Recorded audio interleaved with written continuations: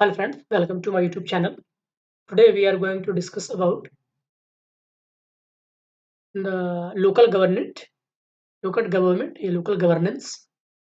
तो दोस्तों ये जो वीडियो होने वाली है ये यूपीएससी और बीपीएससी दोनों छात्रों के लिए काफ़ी इम्पोर्टेंट है और बीपीएससी के दृष्टिकोण से भी या फिर यूपीपीएससी के दृष्टिकोण से भी इम्पोर्टेंट होने वाली है क्योंकि ये स्थानीय सुशासन एक जनरल टॉपिक है। ये हर परीक्षाओं में पूछा जाता है, खास करके बीपीएससी परीक्षा में तो हमेशा से एक क्वेश्चन इससे रहता ही है। तो आज हम कंप्लीट एक वीडियो में सारे चीज़ों को डिस्कस करेंगे। इसमें दोनों होंगे, ग्राम पंचायत भी होगा और नगरीय निकाय भी होगा। तो उससे कौन-कौन से संबंधित समितियाँ बनी हैं, इन सब चीज़ों को हम आज देखेंगे। तो आइए वीडियो को बिना देर किए हुए शुरू करते हैं। तो स्थानीय शासन का मतलब होता है कि निचले स्तर पर लोगों को भागीदार बनाना, मतलब कि ये होता है डेमोक्रेटिक डिसेंट्रलाइजेशन का एक एग्जाम्पल है। क्या है? ये बहुत बार पूछा गया है दोस्तों कि one of the following is an example of democratic decentralisation. तो जो आपका लोकल गवर्नेंस होता है वो डेमोक्रेटिक डिसेंट्रलाइजेशन का एक एग्जाम्पल होता है, राइट? इसको हिंदी में कहते हैं लोकतांत्रिक विकेंद्रीकरण। तो भारत में ये तो बहुत पहले से चली आ रही है। तो पहले इसको वरीयम प्रणाली भी कहते थे भारत में। आधुनिक काल में अंग्रेजों द्वारा इस व्यवस्था को खत्म करके अपनी जो कहते हैं लोकतांत्रिक व्यवस्था लाई गई। ठीक है? और भारत में इस चीज को याद रखेंगे कि जो लोकल गवर्नेंस का जनक, the father of the local government in India, father of local government in India has been awarded to Lord Ripon. तो ये एक भारत के वायसराय थे जिन्होंने जिनको भारत भारत में स्थानीय स्वशासन का जनक, लोकल गवर्नेंस का इनको फादर कहा जाता है। 1882 ईस्वी में लॉर्ड रिपन जो है एक प्रस्ताव पारित किए जिसको कि हम Magna carta of local governance कहते हैं। क्या कहते हैं? Magna carta of local governance. ठीक है ना? कब ये पारित किया गया था? 1882 ईस्वी में। तो 1935 के जो भारत सरकार का अधिनियम आया था, इंडियन गवर्नमेंट एक्ट 1935 के द्वारा जो आपका लोकल गवर्नमेंट है इसको पूर्णतः स्टेट लिस्ट में डाल दिया गया। ये आज भी दोस्तों स्टेट लिस्ट का ही विषय है। तो याद रखिएगा कि स्टेट लिस्ट जो लोकल गवर्नमेंट है उसको स्टेट लिस्ट में किसके जरिए डाला गया था, किसके जरिए रखा गया था? तो 1935 के इंडियन गवर्नमेंट एक्ट के द्वारा। ठीक है ना? चलिए, वर्तमान संविधान के अनुसार अनुच्छेद 40 में ग्राम पंचायत के गठन की बात की गई है। तो आपका ये डीपीएसपी आता है, आर्टिकल 40। इसमें लोकल गवर्नेंस की बात की गई है कि आप वहां पर एक आप ग्राम पंचायत फॉर्म कर सकते हैं। तो आइए देखते हैं कि भारत में इसका विकास कैसे-कैसे हुआ। तो सबसे पहले 1957 में पंचायती राज व्यवस्था को कायम करने के लिए बलवंत राय मेहता समिति बनाई गई थी दोस्तों। याद रखिएगा इसका गठन 1957 ईस्वी में हुआ था, बलवंत राय मेहता कमेटी का गठन हुआ था। तो इसीलिए हम मतलब कि ये माना जाता है कि बलवंत राय मेहता ही जो है ये इस वास्तुकार या शिल्पकार या इन्हीं की वजह से कहिए कि आपका लोकल गवर्नमेंट अस्तित्व में आया। तो अगस्त 1958 में प्रायोगिक रूप से एज ए एक्सपेरिमेंट के तौर पर आंध्र प्रदेश के कुछ क्षेत्रों में आपका ये जो है ग्राम पंचायत वाली व्यवस्था इसकी शुरुआत हुई थी। लेकिन अगर फॉर्मली देखा जाए तो फॉर्मली इसकी शुरुआत 2 अक्टूबर 1959 को राजस्थान के नागौर जिले के बगतरी गांव में पंडित जवाहरलाल नेहरू ने पहली बार ग्राम पंचायत का गठन किया था। ये दोस्तों कई बार एग्जाम में पूछा जा चुका है कि राजस्थान के नागौर जिले में आपका पहला बार पंडित जवाहरलाल नेहरू ने 2 अक्टूबर 1959 को ग्राम पंचायत का गठन किया था। इसीलिए हम लोग पंचायती राज दिवस 2 अक्टूबर को मनाते हैं। याद रखिएगा, ग्राम पंचायत दिवस या panchayat governance day, panchayat governance day ये मनाया जाता है 2 अक्टूबर को। एक तो हमारा गांधी जयंती भी होता है और उसके साथ-साथ हमारा ग्राम पंचायत गवर्नेंस डे भी मनाया जाता है। ठीक है ना? बिहार पंचायत अधिनियम 1947 को पंचायती राज व्यवस्था की शुरुआत बिहार राज्य ने ही करी थी। तो बिहार राज्य पंचायती अधिनियम, बिहार राज्य ग्राम पंचायत एक्ट आया था 1947 में जिसके तहत बिहार में ग्राम पंचायत की शुरुआत हुई थी। तो ये तो हो गया कि आपसे सवाल पूछा जाता है कि बिहार में पंचायती राज व्यवस्था की शुरुआत कब हुई थी? ठीक है? तो इसकी जो स्थापना है वो Bihar state panchayat act, Bihar state panchayati act 1947 के तहत इसकी शुरुआत की गई थी। तो अब हम कुछ इससे रिलेटेड कमिटियों के बारे में पढ़ लेते हैं कि कौन-कौन से कमिटियाँ ग्राम पंचायत को लेकर के बनाई गई हैं। तो जो सब ये बहुत बार क्रोनोलॉजिकल ऑर्डर में सजाने के लिए क्वेश्चन आ चुका है कि ये जो समितियाँ दी गई इनको क्रोनोलॉजिकल ऑर्डर में सजाएँ। इसका मतलब है कि पहले कौन बना था, कौन बाद में बना था। तो सबसे पहले जो हमारा कमिटी बना था वो बलवंत राय मेहता 1957 ईस्वी में बना था। उसके बाद अशोक मेहता 1977 में बना था। उसके बाद जेवीके राव समिति बनी थी 1985 में और उसके बाद एल.एम. सिंघवी कमेटी 1986 में। उसके बाद गैडगिल कमेटी और उसके बाद पी.के. थुंगन समिति 1989 में। तो सबसे लास्ट में पी.के. थुंगन कमेटी बनी थी। ठीक है ना? सबसे पहले बलवंत राय मेहता, उसके बाद अशोक मेहता, उसके बाद जेवीके राव, उसके बाद एल.एम. सिंघवी, उसके बाद गैडगिल कमेटी और उसके बाद पी.के. थंगन कमेटी बनाई गई थी। ठीक है दोस्तों? चलिए, अब हम एक-एक करके इन सब के बारे में पढ़ते हैं। तो सबसे पहले इसके बारे में जान लेते हैं कि 1989 में जो हमारे प्राइम मिनिस्टर थे राजीव गांधी पंचायती राज सुधार एवं उसके सशक्तिकरण के लिए एल.एम. सिंघवी एवं पी.के. थंगन समिति के रिपोर्ट के आधार पर 64th constitutional amendment bill produce किया था। ठीक है ना? किसके रिकमेंडेशन पे? तो आप याद रखिएगा कि एल.एम. सिंघवी और पी.के. थंगुन कमेटी की अनुशंसा के आधार पे 64th कॉन्स्टिट्यूशनल अमेंडमेंट बिल था दोस्तों, ये एक्ट नहीं है, जो लोकसभा में प्रेरित पास की मतलब कि इंट्रोड्यूस किया गया था। तो लोकसभा में तो ये पास हो गया था लेकिन राज्यसभा में ये पास नहीं हो पाया था। उसके बाद हमारे 1989 में ही प्रधानमंत्री विश्वनाथ प्रताप सिंह ने भी इसको लेकर के एक लोकसभा में बिल लाया गया लेकिन उसमें उनकी सरकार ही गिर गई तो फिर भी ये एक्ट पास नहीं हो पाया। उसके बाद आइए चलते हैं आगे बढ़ते हैं तो सितंबर 1991 में तत्कालीन प्रधानमंत्री हमारे नरसिम्हा राव जी थे। तो लोकसभा में एक संविधान संशोधन मतलब कि कॉन्स्टिट्यूशनल अमेंडमेंट बिल लाए जिसके आधार पर 1992 में 73rd कॉन्स्टिट्यूशनल अमेंडमेंट एक्ट और 1993 को इसी के तहत एक्चुअली में 73rd कॉन्स्टिट्यूशनल अमेंडमेंट एक्ट के तहत आपका 1993 में पंचायती राज अधिनियम यानी कि पंचायती राज जो एक्ट था वो लागू हो जाता है। इसीलिए चूँकि इसी दिन आपका लागू हुआ था। दोस्तों पहले क्या था, एक चीज़ मैं आपको यहाँ नोट करा देना चाहता हूँ। हम लोगों ने यहाँ देखा कि सबसे पहले 2 अक्टूबर को स्थापना करी गई थी। तो इसको पहले हम ये मानकर चलते थे कि 2 अक्टूबर को पंचायती राज अधिनियम मनाया जाएगा। लेकिन बाद में क्या होता है कि 24 अक्टूबर को फाइनली आपका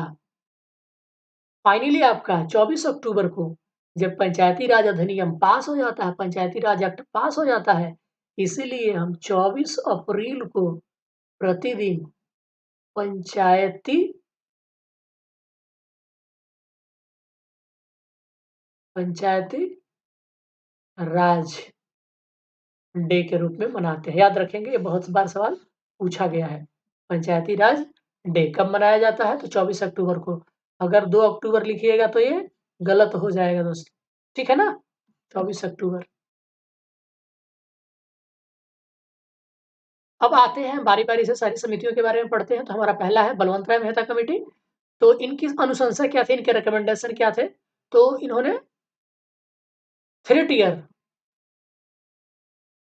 3 टियर सुझाव दिया था कि ग्राम पंचायत स्तर पर ग्राम पंचायत होना चाहिए, प्रखंड स्तर पर पंचायत समिति होना चाहिए और जिला स्तर पर जिला परिषद होना चाहिए। जिसमें से ग्राम पंचायत का चुनाव प्रत्यक्ष होना चाहिए और पंचायत समिति का अप्रत्यक्ष और आपका जिला परिषद का अप्रत्यक्ष होना चाहिए। और इन्होंने क्या कहा था कि जिला परिषद का अध्यक्ष जिलाधिकारी होना चाहिए और इन संस्थाओं का जो इकोनॉमिक मतलब कि रेवेन्यू होगा वो इनको मिलना चाहिए। मतलब कि ये रेवेन्यू खुद से जनरेट करें। इनको ऐसा पावर इनको दीजिए कि ये खुद से अपने रेवेन्यू जनरेट कर सकें ताकि अपना काम कर सके। तो ये आपके बलवंत राय मेहता कमेटी की ये अनुशंसा थी, ठीक है ना, रिकमेंडेशन था। आगे बढ़ते हैं कि अशोक मेहता कमेटी कब बनी थी। तो दिसंबर 1977 में जनता पार्टी की सरकार ने ये कमेटी बनाई थी, जिसने 1978 में अपनी रिपोर्ट सौंपी। इनका रिकमेंडेशन ये था कि 2 स्तरीय होना चाहिए, 2 टियर होना चाहिए। याद रखिए, अशोक मेहता कमेटी 2 टियर व्यवस्था की बात करते हैं, जिसमें जिला परिषद, जिला स्तर पर जिला परिषद और मंडल स्तर पर मंडल का गठन होना चाहिए। समझ रहे हैं ना? मतलब कि जिला और उसके ऊपर मंडल, ये तो बात करी थी। और इन्होंने कहा था कि पंचायती चुनाव में सभी राजनीतिक दल भाग लें। मतलब कि जैसे कि लोकसभा और विधानसभा चुनाव में दल भाग लेते हैं, उसी तरीके से पंचायती चुनाव में भी होना चाहिए। पंचायत संस्थाओं के पास कर लगाने की भी शक्ति होना चाहिए, मतलब टैक्स लगाने के पास जो एक पावर हो, इनके पास होना चाहिए। एक जो है आपका न्याय पंचायत, मतलब जुडिशियल पंचायत का भी गठन होना चाहिए। उसके बाद था कि राज्य चुनाव आयोग जो है वो पंचायती चुनाव कराए। पंचायती राज संस्थाओं की देखरेख के लिए राज्य मंत्री परिषद में एक मंत्री की नियुक्ति हो। जनसंख्या के आधार पर एसटी एससी को आरक्षण दिया जाए। पंचायती राज व्यवस्था को संवैधानिक दर्जा मिले, जो कि 1993 में मिल गया। ठीक है ना? ये इनके सुझाव थे। आइए चलते हैं अगला सुझाव, मतलब अगली कमेटी थी जीवीके राव कमेटी। तो इन्होंने पंचायती राज व्यवस्था के स्ट्रेंथेन की बात करी। किसकी बात करी? स्ट्रेंथेन की बात करी। पहले 2 क्या थे? तो बलवंत राय 3T और अशोक मेहता 2T। मैंने वो बताए थे कि 3 टियर होना चाहिए कि 2 टियर होना चाहिए, लेकिन जीवीके राव ये स्ट्रेंथेन से रिलेटेड है। तो उन्होंने कहा था कि पंचायत में नियमित चुनाव होना चाहिए, जो लोकल गवर्नेंस है उसमें नियमित चुनाव होना चाहिए। जिला परिषद के अधीन जिले की समस्या और विकास कार्यक्रम को रखा जाना चाहिए। निचले स्तर के पंचायती संस्था को ग्रामीण विकास कार्यक्रम के नियोजन, प्रबंधन और क्रियान्वयन में जो क्रियान्वयन है उनकी महत्वपूर्ण भूमिका दी जानी चाहिए। प्रत्येक ग्राम में ग्राम सभा का गठन हो और ग्राम पंचायत का गठन किया जाए। गरीबी उन्मूलन, ग्रामीण विकास के कार्यक्रम को पंचायती राज व्यवस्था से जोड़ा जाना चाहिए, इन्होंने सुझाव दिया था। अब आइए पढ़ते हैं एल एम सिंघवी कमेटी। तो इस समिति ने पंचायतों की दशा सुधारने के लिए संवैधानिक दर्जा देने की बात कही, जिनके लिए एक संविधान में नया भाग जोड़ा जाए। स्थानीय प्रशासन को सरकार का तीसरा स्तर घोषित किया जाए और ग्राम पंचायतों को अधिक वित्तीय अधिकार दिया जाए। स्थानीय संस्थाओं का चुनाव दलीय आधार पर नहीं होना चाहिए। मतलब कि जो उन्होंने जीवीके राव कमेटी कही थी कि सारे दल भाग लेना चाहिए, इन्होंने इस कमेटी उस सुझाव को मान लिया, कहा कि नहीं, दलीय लोग जो है वो स्थानीय संस्थाओं में चुनाव नहीं लड़ सकते। ठीक है ना? चलिए आगे बढ़ते हैं। तो हमारा अगला समिति था गैडगिल समिति। तो 1988 में कांग्रेस पार्टी ने पंचायती राज व्यवस्था के लिए ये समिति बनाई थी। तो गांव, प्रखंड और जिला स्तर पर थ्योरेटिकल इन्होंने भी कहा था। सभी स्तरों पर प्रत्यक्ष चुनाव, डायरेक्ट इलेक्शन की बात करी थी इन्होंने। अनुसूचित जाति, जनजाति और महिलाओं के लिए आरक्षण, माने एससी एसटी और वुमेन्स के लिए। ठीक है ना? इन संस्थाओं को कर लगाना, माने टैक्स इम्पोज करने के लिए, रेवेन्यू मतलब कि लेवी लेने के लिए, रेवेन्यू टैक्स इम्पोजिंग, लेवी और एग्रीगेट करने का भी अधिकार मिलना चाहिए। इन संस्थाओं के लिए राज्य एक अलग वित्त आयोग का गठन करे और इन संस्थाओं का चुनाव कराने के लिए राज्य चुनाव आयोग का गठन किया जाना चाहिए। तो ये तो बाद में कर दिया गया दोस्तों, राज्य चुनाव आयोग का गठन। चलिए पीके थोंगन का समिति। तो इन संस्थाओं का कार्यकाल 5 वर्ष होना चाहिए, इन्होंने कहा था। पंचायती राज से संबंधित विषयों की एक विशेष सूची होना चाहिए, जिसे संविधान में शामिल किया जाए। और पंचायती राज के तीनों स्तरों पर जनसंख्या के अनुसार आरक्षण होना चाहिए और महिलाओं के लिए अलग आरक्षण की व्यवस्था होना चाहिए। ठीक है? हर राज्य में एक वित्तीय आयोग का गठन होना चाहिए। तो ये तो खैर हो गया बाद में, स्टेट वित्त आयोग का गठन। अच्छा हाँ दोस्तों, क्षमा करिए, वित्त आयोग का गठन तो राष्ट्र राज्य में भी किया जाता है, स्टेट में भी किया जाता है। अब है पंचायती राज अधिनियम से जुड़े कुछ आपके अनुच्छेद जो आपको याद रखना चाहिए। कुल 16 अनुच्छेद है। तो 243 में परिभाषा दी गई है, 243 के ए में ग्राम सभा है, 243 के बी में पंचायतों का गठन है, 243 से इनकी संरचना स्ट्रक्चर के बारे में, 243 सीटों का आरक्षण, ई में पंचायतों का कार्यकाल, एफ में सदस्य की अयोग्यता, 243 के आई में वित्त आयोग का गठन और के में है आपका पंचायतों का चुनाव। अब इससे रिलेटेड हम कुछ फैक्ट जान लेते हैं। तो 73वां 74वां संशोधन किया गया, जो ऊपर जितने कमिटी पढ़े, और संविधान में भाग 9 और अनुच्छेद 243 में कई चीज जोड़े गए, और संविधान की 11वीं या 12वीं अनुसूची जोड़ी गई, तो 11 में पंचायती और इसमें म्युनिसिपैलिटी को जोड़ा गया। प्रत्येक पंचायत में जनसंख्या के अनुपात में अनुसूचित जाति माने एसटी को स्थान रिजर्व किया गया। महिलाओं के लिए 1/3 सीट रिजर्व किए गए। राज्य सरकार अपने स्तर से महिला आरक्षण को बढ़ा सकते हैं, जैसे बिहार में महिलाओं के लिए 50% के आरक्षण की व्यवस्था है। अगला ये था कि प्रत्येक पंचायत का कार्यकाल गठन के पश्चात बैठक की तिथि से 5 वर्ष का होता है। विधि द्वारा स्थापित प्रक्रिया के आधार पर इसे 5 वर्ष से पहले भी विघटित किया जा सकता है, लेकिन 6 माह के अंदर इसे पूर्वतः निर्वाचन हो जाना चाहिए। और अगर 6 महीने से पहले अगर दोबारा चुनाव होता है, तो जो बचे हुए कार्यकाल होगा उसी के लिए ये मान्य होगा। मुखिया के लिए आपका जो ग्राम प्रधान होते हैं उनके लिए न्यूनतम उम्र 21 साल होना चाहिए। इनका चुनाव प्रत्यक्ष रूप से होना चाहिए, जिसमें गाँव का प्रत्येक वह नागरिक जिसकी उम्र 18 वर्ष से अधिक है वो वोट दे सकते हैं, और 18 वर्ष हो एक्चुअली वो भी। ग्राम पंचायत सभी कार्यों के लिए 11वीं अनुसूची में दिया गया है कि क्या-क्या इसके अधिकार होने चाहिए, क्या-क्या नहीं होने चाहिए। तो 11वीं अनुसूची में आपके 29 विषय हैं। दोस्तों 67th बीपीएससी में ये सवाल पूछा गया था। तो हम एक-एक करके पढ़ लेते हैं कि कौन-कौन सा 29 विषय रहे हैं। देखिए, पहला कृषि एवं कृषि विस्तार, भूमि विकास, भूमि सुधार, भूमि संरक्षण, लघु सिंचाई एवं जल प्रबंधन, पशुपालन, मत्स्य पालन, दुग्ध उत्पादन, मत्स्य उद्योग, खेती एवं वन विकास, वन्य जीव उत्पाद, लघु उद्योग, खादी ग्राम कुटीर उद्योग, ग्रामीण विकास, पेयजल, ईंधन एवं पशु चारा, सड़क पुलिया, तट संचार के अन्य साधन, ग्रामीण विद्युतीकरण, गरीबी उन्मूलन कार्यक्रम, प्राथमिक माध्यमिक विद्यालय, आंतरिक व्यावसायिक परीक्षा, बुजुर्गों की शिक्षा, पुस्तकालय। तो यही सवाल पूछा गया दोस्तों। सांस्कृतिक कार्य, बाजार एवं मेला, प्राथमिक स्वास्थ्य अस्पताल और दवाखाना, पारिवारिक समृद्धि, महिला एवं बाल विकास, विकलांग मानसिक रोगों की सहायता, अनुसूचित जाति एवं जनजाति की समृद्धि, सार्वजनिक संपत्ति की देखरेख और लोक विभाजन की पद्धति। ये आपके 29 सब्जेक्ट हैं। और थोड़ा-सा इसके बारे में हम जान लेते हैं कि पंचायती राज व्यवस्था लागू नहीं करने वाले, ये 68 में आपको पूछा गया था। मेघालय, नागालैंड, मिज़ोरम और दिल्ली, इनमें पंचायती राज व्यवस्था लागू नहीं होती है। 68 में जिनका सी अगर होगा, उनमें पहला क्वेश्चन यही था। Very, very important. ठीक है ना?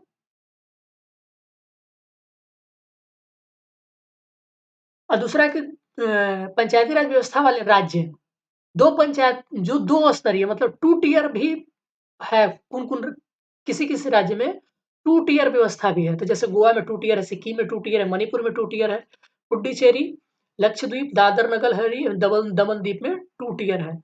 और कुछ ऐसे भी राज्य हैं जहाँ 4 टियर है पंचायती राज व्यवस्था, जैसे कि असम और त्रिपुरा। हालाँकि अब इसमें त्रिस्तरीय पंचायती राज व्यवस्था लागू कर दिया गया है। तो कुछ पार्ट में है, कुछ पार्ट में नहीं है। हालाँकि अब कर दिया गया है, याद रखेंगे। संशोधन पारित होने के बाद लागू करने वाला प्रथम राज्य मध्य प्रदेश। पंचायती राज व्यवस्था में महिलाओं को 50% आरक्षण देने वाला प्रथम राज्य कौन है? तो बिहार था। ठीक है? अब बिहार पंचायत राज अधिनियम 2006 पढ़ लेते हैं। तो इसी के तहत आपको त्रिस्तरीय पंचायती राज व्यवस्था की जो घोषणा की गई थी, जिसमें जिला परिषद 38 है, पंचायत समिति 534 है और ग्राम पंचायत 8387 है। ग्राम सभा की ग्राम सभा की बैठक के बीच अधिकतर अंतराल जो है वो 3 महीने से ज़्यादा नहीं हो सकता, और कोरम के लिए 1/20 सदस्य अनिवार्य होना चाहिए। तो इसके बैठक की अध्यक्षता मुखिया करते हैं, और मुखिया को हटाने हेतु अविश्वास प्रस्ताव ग्राम पंचायत में लाया जाता है, जिसकी अध्यक्षता जो है वो जिला पंचायत पदाधिकारी करता है। ग्राम पंचायत सदस्य अपना त्यागपत्र मुखिया को देते हैं, जो 7 दिनों के बाद प्रभावी माना जाता है। मुखिया, सरपंच और उप सरपंच का त्यागपत्र जिला पंचायत पदाधिकारी को दिया जाता है, और ग्राम सभा द्वारा निगरानी समिति का गठन किया जाता है। ऐसे व्यक्ति को शामिल किया जाता है जो पंचायत के सदस्य न हो। इसमें याद रखिएगा, निगरानी समिति में। अब नगर निकाय से जो रिलेटेड चीजें हैं, उनको जो अनुच्छेद है उसके बारे में पढ़ लेते हैं। तो 243 के पी, इसमें डेफिनेशन है, पी से लेकर जेड ए तक। ठीक है ना? P Q R T U V W, W नहीं है, वाई है, फिर जेड ए है। तो क्यू में है नगर पालिका का संविधान, मतलब गठन कैसे किया जाता है, ये उसकी प्रोसेस है। इसके स्ट्रक्चर के बारे में है। टी में आपका सीटों का आरक्षण, यू में कार्यकाल, वी में सदस्यता की अयोग्यता और वाई में वित्त आयोग का गठन और जेड ए में कैसे इसका चुनाव किया जाए। तो आइए पढ़ते हैं नगर निकाय से संबंधित जो 64th कॉन्स्टिट्यूशनल अमेंडमेंट एक्ट ये आया था 1993 में। तो संविधान सभा में एक नया भाग जोड़ा गया था, मतलब पार्ट जोड़ा गया था 9A, जिसमें कुल 18 अनुच्छेद हैं। ये 1 जून 1993 से लागू हो गया। 12वीं अनुसूची जोड़ी गई जिसमें 18 विषयों को रखा गया। राज्य निर्वाचन आयोग नगर चुनाव के प्रबंधन में प्रावधान बनाता है, लेकिन स्टेट इलेक्शन कमीशन जो है उसका काम होता है कि वो आपका सिटी इलेक्शंस को देखे। इसमें वार्ड स्तर पर सदस्यों का चुनाव होता है। चुनाव में प्रत्याशी के लिए न्यूनतम उम्र 21 साल होना चाहिए। इसमें आरक्षण की प्रक्रिया ग्राम पंचायत के समान ही है। जैसे-जैसे ग्राम पंचायत में आरक्षण होता है, वहाँ भी है। कार्यकाल 5 वर्षों का होता है। अगर 6 महीने के अगर विघटन हो जाए तो 6 महीने के अंदर दोबारा चुनाव होना चाहिए। मतदाता की उम्र 18 वर्ष निर्धारित की गई है, जैसे कि हम लोग सभी चुनाव में होता है। और इनके पास आय का स्रोत इकट्ठा करने के क्या-क्या है, तो मनोरंजन पे कर लगाते हैं, संपत्ति कर लगता है, विज्ञापन कर, चुंगी कर, नए पुलों के मार्ग पर कर, जन सुविधा कर, जल स्वच्छता, कूड़ा नाली की व्यवस्था के लिए शुल्क लगते हैं। उसी से इनका रेवेन्यू जनरेट होता है। नगर पालिका से संबंधित सभी कार्यों का वर्णन 12वीं अनुसूची में दिया गया है। तो इसमें 18 विषय हैं, आइए देख लेते हैं। 18 विषय कौन-कौन से हैं? तो नगर नियोजन, भवन निर्माण, आर्थिक एवं सामाजिक विकास, सड़क पुल निर्माण, जल उद्योग, लोक स्वास्थ्य, स्वच्छता, सफाई, कूड़ा प्रबंधन, अग्निशमन, पर्यावरण संरक्षण, पेड़-पौधे लगाना, कमजोर वर्ग, मानसिक रोगी और विकलांगों की सहायता, गंदी बस्ती सुधार, नगर में गरीबी सुधार, पार्क, उद्यान, खेल के मैदान की व्यवस्था करना, सांस्कृतिक, शैक्षिक सौंदर्यीकरण का विकास, शमशान घाट, कब्रिस्तान, विद्युत सौदागरी, कांजी हाउस माने आवारा पशुओं के रखने की जगह, जन्म एवं मृत्यु पंजीकरण, जन सुविधा, पार्किंग स्थल, बस स्टैंड, रास्तों पर बिजली व्यवस्था, वध्यशाला, चमड़ा शोधन शाखा का विनिमय करना। अब ये सब कुछ इंपॉर्टेंट है। तो भारत में सबसे पुराना नगर निगम जो है दोस्तों, वो चेन्नई नगर निगम है, जो कि 29 सितंबर 1868 ये अंग्रेजों के समय ही बनाई गई थी। अरुणाचल प्रदेश में नगर पालिका की व्यवस्था नहीं है। बिहार नगर पालिका अधिनियम 2007 में है, जिससे नगर निगम 19 है। अब सो दोस्तों ये 21 होने वाला है, जो 2022 में हुआ है उसके अनुसार। नगर परिषद 89 है। आप देख लीजिएगा लेटेस्ट डेटा गूगल करके। हमको लगता है कि कुछ न कुछ इसमें बढ़ोतरी हुई है, क्योंकि इस बार लेटेस्ट चुनाव हुए हैं। तो आप लोग इसको देख लीजिएगा।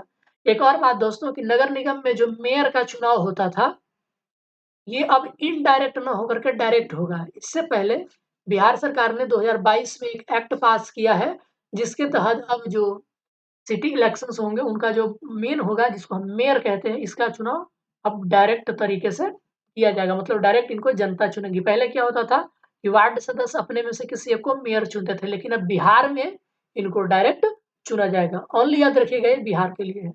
ठीक है दोस्तों? तो ये रहा आपका पंचायती राज व्यवस्था से रिलेटेड, यानी स्थानीय व्यवस्था से रिलेटेड एक हमारा डेडिकेटेड वीडियो। तो वीडियो कैसा लगा हमें ज़रूर बताएँ। बाकी मिलते हैं नेक्स्ट वीडियो में, तब तक के लिए आप सबका बहुत-बहुत शुक्रिया, धन्यवाद।